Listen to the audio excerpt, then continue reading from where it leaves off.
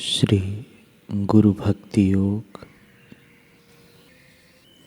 महान गुरु में स्थित चमत्कारिक आध्यात्मिक शक्ति के द्वारा शिष्य में जो अद्भुत परिवर्तन किया जाता है, उस उपकार के महान ऋण का पूरा वर्णन करने की शक्ति वाणी में नहीं है। सद्गुरु साक्षात ईश्वर है, ऐसा जो कहा गया है वह सत्य ही है। उनकी महानता शब्दातीत है। गुरु का सानिध्य प्रबल आध्यात्मिक स्पंदनों के द्वारा शिष्य को ऊंची भूमिका पर ले जाता है और उसे प्रेरणा देता है। गुरु की महिमा शिष्य की स्थूल प्रकृति का परिवर्तन करने में निहित है। सद्गुरु के पूज्य चरणों में आश्रय लेना ही सच्चा जीवन है, जीवन जीने की सही रीति है। गुरु की शरणागति में जाना यही आत्म साक्षात्कार का मार्ग है। जब तक गुरु में अविचल श्रद्धा ना हो, तब तक किसी को भी परम सुख भोगने को नहीं मिलता। हमें अयोग्य लगता हो, फिर भी गुरु जो करते हैं वह योग्य ही है। गुरु के उपदेश में अविचल और अविरत श्रद्धा सच्ची गुरु भक्ति का मूल है। गुरु सदैव अपने शिष्य के हृदय में बसते हैं। कबीर जी कहते हैं, गुरु और गोविंद दोनों मेरे समक्ष खड़े हैं तो मैं किसको प्रणाम करूं।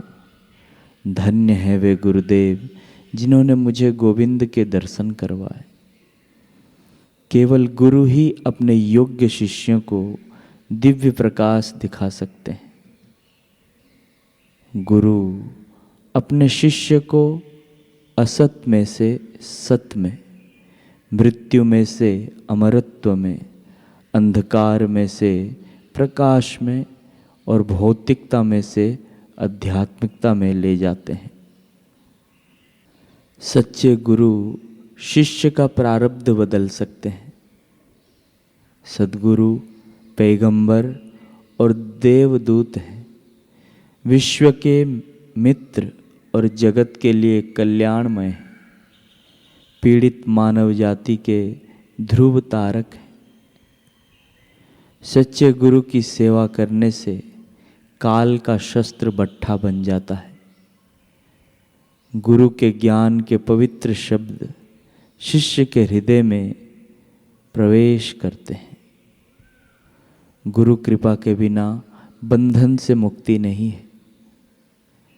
जो गुरु भक्ति योग के मार्ग से विमुख बना है, वह मृत्यु, अंधकार और अज्ञान के भंवर में घूमता रहता है। स्त्री एवं पुरुष अपनी आनुवांशिक शक्ति के मुताबिक मानवता के पथ का अनुसरण करने की कोशिश कर सकते हैं। उनको महान गुरु का उपदेश सूर्य की प्रखर किरण की तरह जगत के भ्रांति रूपी अंधकार को विदीर्ण करके प्रकाशित करता है। गुरु कृपा से ही मनुष्य को जीवन का सच्चा उद्देश्य समझ में आता है और आत्म साक्षात्कार करने की प्रबल आकांक्षा उत्पन्न होती है।